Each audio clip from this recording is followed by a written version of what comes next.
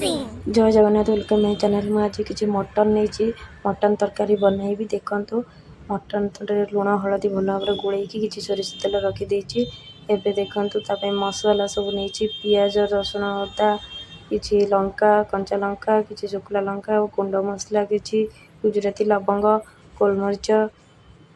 सब नहीं गोटे टमाटो आलू कि काटिकी रखी मटन मसला भी रखिदे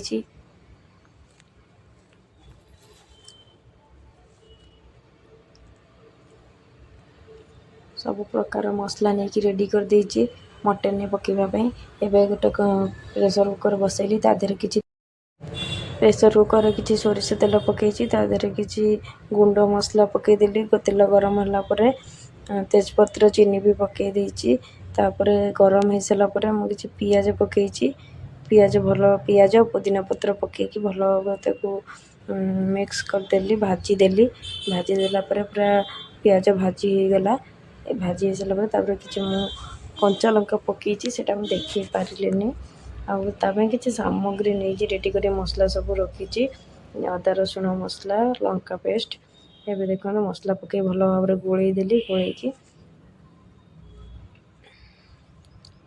कि लंका बटा भी पकई देछि लुण कि पकईली हलदी लंका बटार पकई मुझे देखी पारिनी आउ कि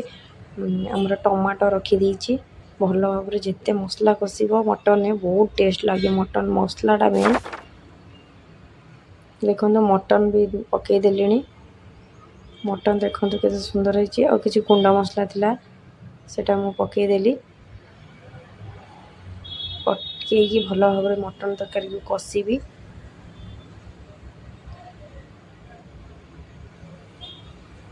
तेल बाहरी आसला भी बहुत सारा पानी भी बाहर मटन रे से पानीटा मला परे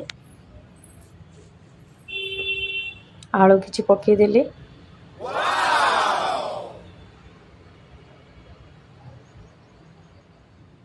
आलू पकई भल भाव गोल देवी मटन टाक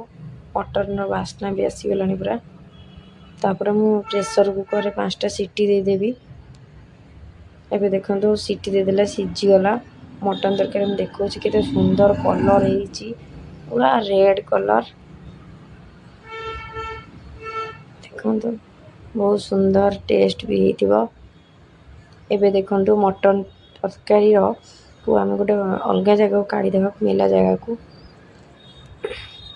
देखो मटन तरकारी टेस्ट केते सुंदर है